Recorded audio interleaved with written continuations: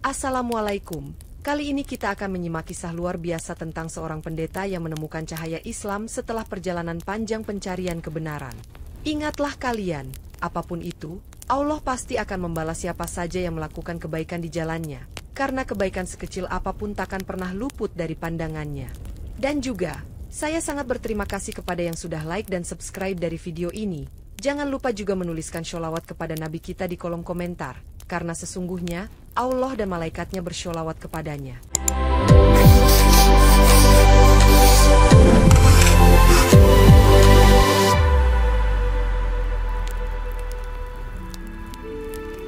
Jonathan Blake adalah seorang pendeta yang dihormati di kota kecil Montgomery, Alabama.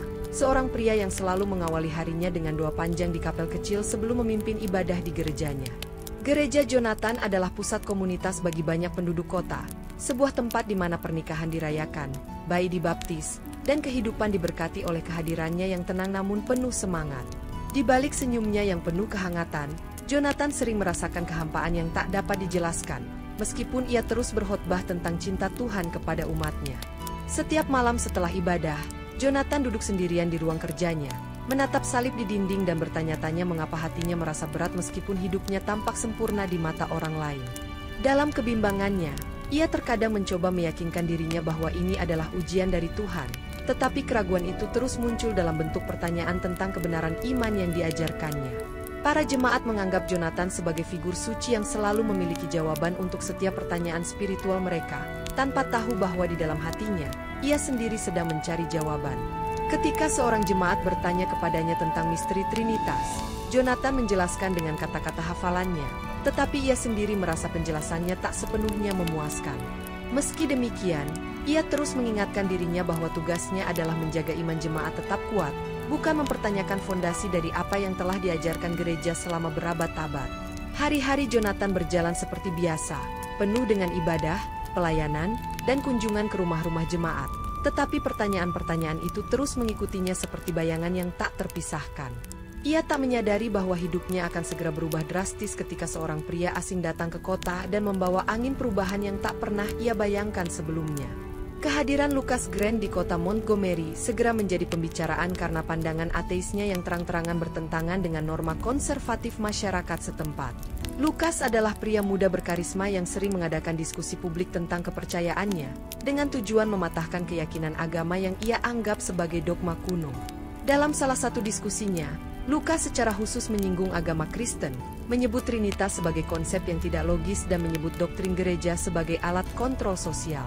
Kabar tentang pandangan Lucas akhirnya sampai ke telinga Jonathan, yang merasa bahwa ia perlu mengambil langkah untuk melindungi iman jemaatnya dari pengaruh Lucas. Jonathan memutuskan untuk menemui Lucas secara langsung, dengan niat awal untuk memberinya peringatan lembut sekaligus mengajaknya berdialog secara terbuka. Ketika mereka akhirnya bertemu di sebuah kafe kecil, Lucas menyambut Jonathan dengan senyuman santai dan langsung mengajukan pertanyaan-pertanyaan filosofis yang menguji keyakinan pendeta itu. Lucas menanyakan bagaimana seorang Tuhan yang Maha Kuasa bisa membiarkan penderitaan manusia, serta mengapa Tuhan membutuhkan pengorbanan darah untuk mengampuni dosa.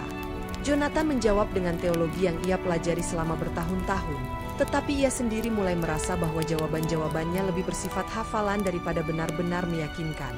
Diskusi tersebut berlangsung selama beberapa jam, dan meskipun Jonathan merasa frustrasi, ia tidak bisa menyangkal bahwa beberapa poin Lucas membuatnya berpikir ulang.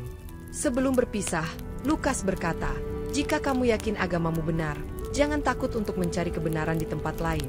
Meninggalkan Jonathan dengan perasaan yang bercampur aduk.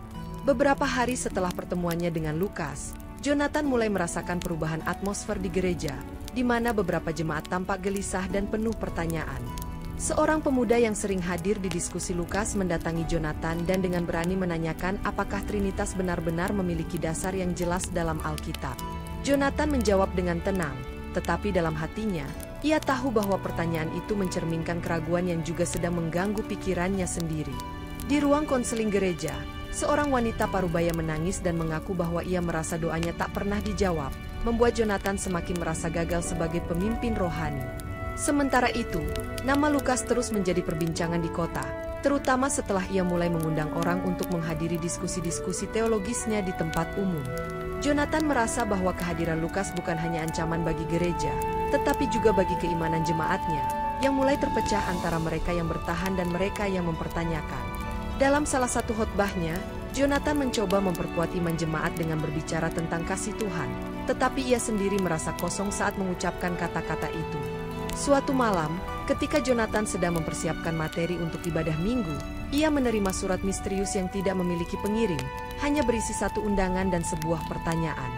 Surat itu mengundangnya untuk menghadiri diskusi antara Lukas dan seorang muslim di gereja tua yang telah lama terbengkalai di pinggir kota, dengan catatan bahwa ini adalah kesempatan untuk mencari kebenaran. Meski ragu dan khawatir, Jonathan memutuskan untuk menerima undangan tersebut, merasa bahwa inilah saatnya untuk menghadapi keraguan yang selama ini ia simpan di dalam hatinya. Saat malam semakin larut dan Jonathan duduk di ruang kerjanya merenungi pertemuannya dengan Lukas, ia dikejutkan oleh suara langkah kaki dan ketukan pelan di pintu gereja. Ketika ia membuka pintu, tak ada seorang pun di luar, hanya sebuah amplop coklat kecil yang tergeletak di ambang pintu dengan namanya tertulis di atasnya. Dengan hati-hati, Jonathan membuka amplop itu dan menemukan sebuah surat anonim yang mengundangnya ke diskusi teologis antara kelompok satanis dan seorang muslim. Surat itu menggarisbawahi bahwa jika Jonathan benar-benar percaya pada ajarannya, ia tidak seharusnya takut menghadapi argumen dari kepercayaan lain.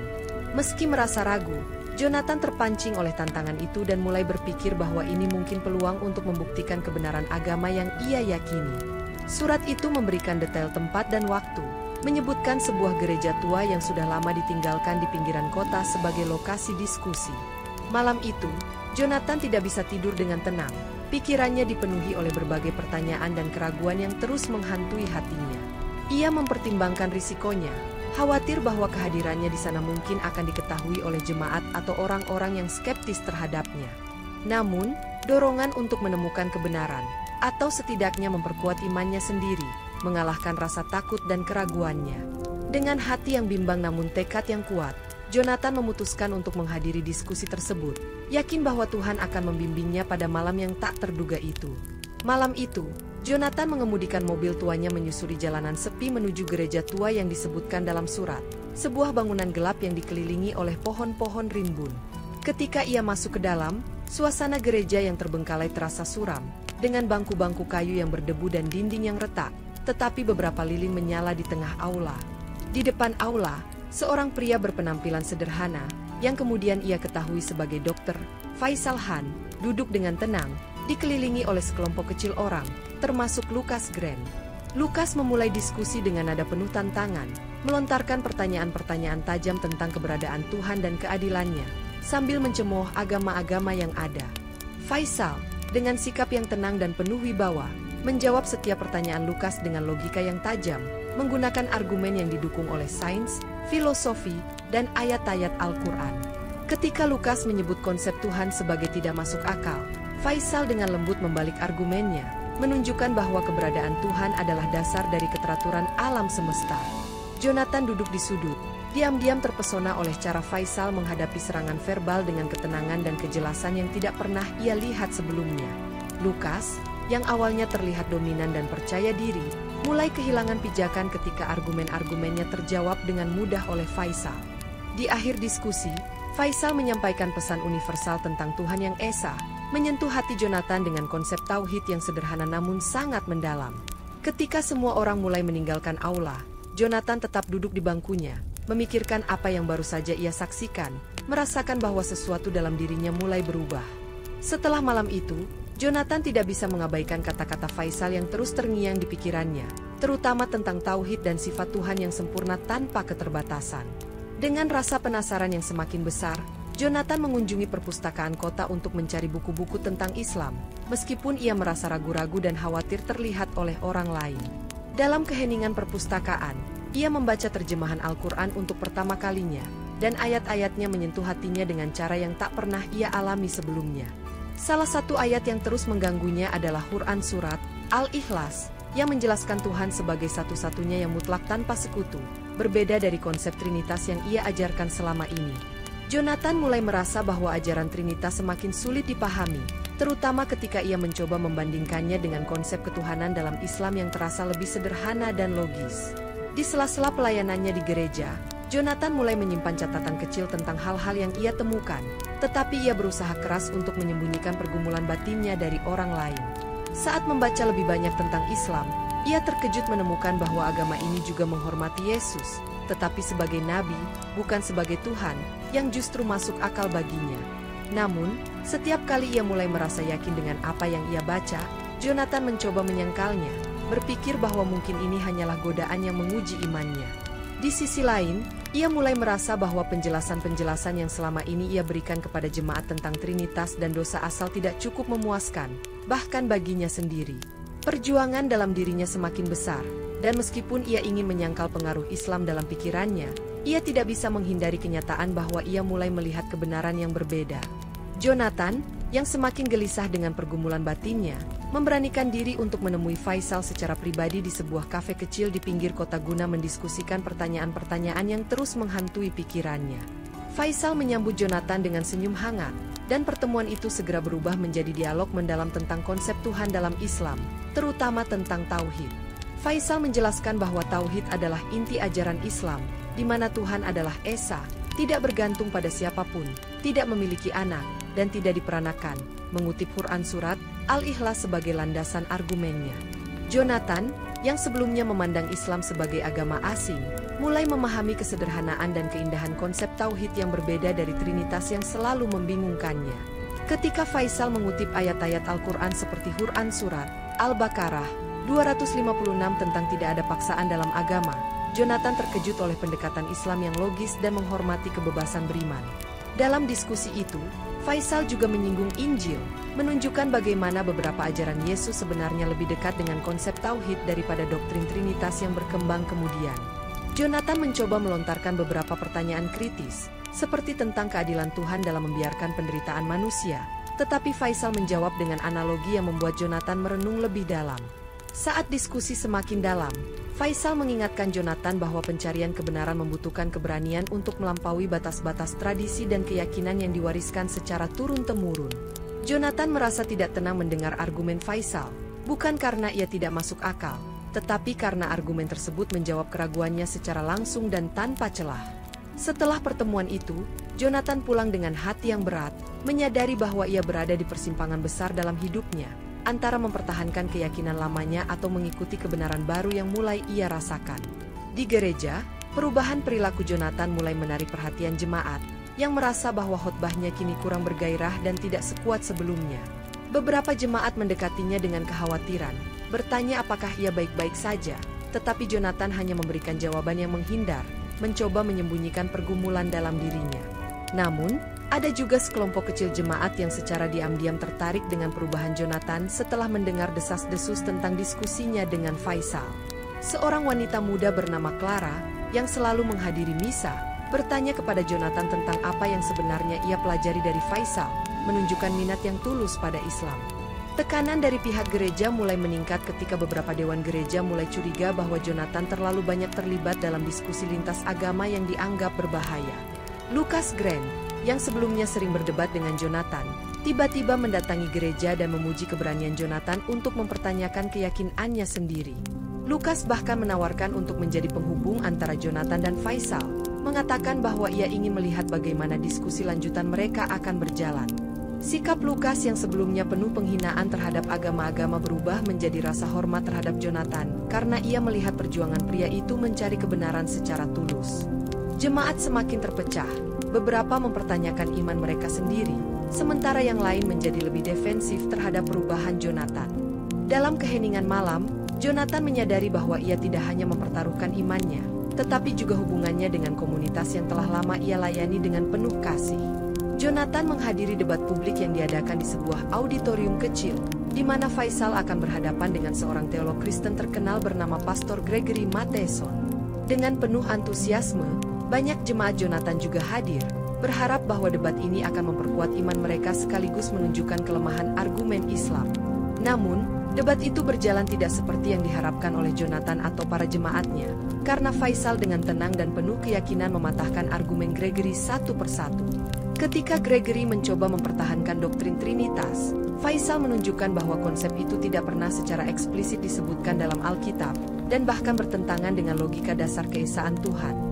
Faisal juga mengutip sejarah konsili gereja yang memperdebatkan keilahian Yesus, membuat Jonathan semakin merasa bahwa keyakinannya selama ini dibangun di atas fondasi yang rapuh. Dalam sesi tanya-jawab, Faisal menggunakan argumen ilmiah dan logis untuk menjawab pertanyaan audiens, menunjukkan bahwa Islam tidak hanya berbasis iman tetapi juga sejalan dengan akal sehat. Jonathan merasa malu ketika Gregory mulai kehilangan kendali atas argumennya, sementara Faisal tetap tenang dan konsisten dalam penjelasannya. Setelah debat berakhir, Jonathan duduk di bangku belakang auditorium dengan kepala tertunduk, merasakan kehancuran keyakinan lamanya yang tidak lagi mampu ia pertahankan. Di tengah rasa malu dan keraguannya, Jonathan mulai mengakui bahwa konsep Trinitas tidak logis, tetapi ia juga merasa takut akan konsekuensi sosial dari meninggalkan agamanya. Dalam perjalanan pulang, Jonathan menangis untuk pertama kalinya setelah bertahun-tahun, menyadari bahwa ia harus memilih antara mempertahankan statusnya sebagai pendeta atau mengikuti kebenaran yang mulai menerangi jalannya. Dalam suasana malam yang dingin, Lukas mendatangi Jonathan di gereja dengan wajah yang tampak berbeda, lebih tenang tetapi penuh beban, membawa atmosfer yang tak biasa. Lukas mengakui bahwa meskipun ia mengklaim sebagai penganut satanisme, sebenarnya ia merasa kehilangan arah hidup dan hanya mencari sesuatu yang nyata untuk mengisi kehampaan dalam jiwanya. Ia bercerita bahwa keyakinannya pada satanisme bukan karena ia mempercayainya, melainkan karena ia kecewa pada agama-agama yang menurutnya penuh dengan kepalsuan. Jonathan terkejut mendengar pengakuan ini, karena ia selama ini menganggap Lukas sebagai seseorang yang yakin dengan keyakinannya sendiri. Lukas juga mengakui bahwa diskusinya dengan Faisal membuatnya mempertanyakan pandangan nihilistiknya, karena ia tidak bisa menyangkal logika dan kedalaman argumen Islam. Faisal, yang kemudian dihubungi oleh Lukas, mengajak mereka berdua untuk mempelajari Islam bersama, mengatakan bahwa pencarian kebenaran adalah perjalanan yang lebih bermakna jika dilakukan bersama. Jonathan, meskipun masih ragu dengan posisinya, merasa ada secerca harapan bahwa Lukas mulai membuka diri pada sesuatu yang lebih besar dari dirinya sendiri. Dalam diskusi malam itu, Faisal mengingatkan bahwa Tuhan adalah tempat berlindung bagi setiap jiwa yang tersesat, tidak peduli seberapa jauh mereka telah melangkah dari kebenaran. Lukas mulai melihat sisi Islam yang tidak pernah ia bayangkan sebelumnya, sisi yang menawarkan pengampunan, harapan, dan kepastian di tengah kegelapan hidupnya. Dalam sebuah pertemuan di rumah Faisal yang sederhana, ia membuka diskusi dengan membaca Quran surat Al-Ikhlas, sebuah surah pendek namun penuh makna, yang ia bacakan dengan pelafalan yang tenang dan penuh keyakinan. Katakanlah, dialah Allah yang Maha Esa, Allah adalah Tuhan tempat bergantung segala sesuatu. Dia tidak beranak dan tidak diperanakan, dan tidak ada sesuatu pun yang setara dengannya. Kata-kata itu menggema dalam keheningan ruangan, membuat Jonathan merasa ada sesuatu yang berbeda, seolah-olah pesan itu berbicara langsung ke hatinya. Jonathan mulai menyadari bahwa kesederhanaan dan kejelasan pesan tauhid jauh lebih masuk akal daripada kerumitan konsep Trinitas yang selama ini ia perjuangkan. Di sisi lain, Lukas tampak termenung, mencoba memahami bagaimana pesan yang sederhana itu bisa begitu kuat dan menantang pandangan nihilistiknya yang selama ini ia pegang. Faisal menjelaskan bahwa Islam bukan hanya agama, tetapi juga cara hidup yang mengajarkan manusia untuk kembali pada Tuhan yang Esa, yang menjadi sumber dari segala makna. Jonathan bertanya bagaimana Islam bisa begitu yakin akan tauhid, dan Faisal menjelaskan bahwa keselarasan alam semesta dan logika penciptaan adalah bukti nyata dari keesaan Tuhan. Lukas, yang biasanya sinis terhadap agama, tiba-tiba merasa bahwa argumen Faisal tidak hanya logis, tetapi juga menyentuh sisi emosional yang selama ini ia coba abaikan. Ayat itu terus terngiang di pikiran Jonathan dan Lukas, menjadi sebuah benih yang perlahan tumbuh dalam hati mereka, meskipun mereka masih berjuang dengan keraguan masing-masing. Pada akhir pertemuan, Jonathan dan Lukas meninggalkan rumah Faisal dengan hati yang lebih ringan tetapi juga lebih penuh dengan pertanyaan yang belum terjawab, menantikan pertemuan berikutnya. Kabar tentang Jonathan yang mulai mempelajari Islam akhirnya sampai ke telinga Dewan Gereja, dan ia segera dipanggil untuk menghadiri rapat yang penuh dengan tuduhan dan kecaman. Di depan para pemimpin gereja, Jonathan dituduh telah murtad, mengkhianati gereja, dan mencemarkan reputasi komunitas Kristen dengan keterlibatannya dalam diskusi lintas agama. Keluarga Jonathan juga mulai menjauhinya, dengan istrinya, Martha, yang merasa hancur dan menyebutnya telah meninggalkan Tuhan demi ajaran sesat. Meski dihujani tekanan dari berbagai arah, Jonathan tetap tenang, meskipun hatinya bergejolak dengan rasa sakit karena kehilangan dukungan dari orang-orang yang ia cintai. Dalam salah satu momen yang paling sulit, Jonathan bertanya kepada dirinya sendiri apakah pencariannya akan kebenaran benar-benar sebanding dengan semua yang harus ia korbankan.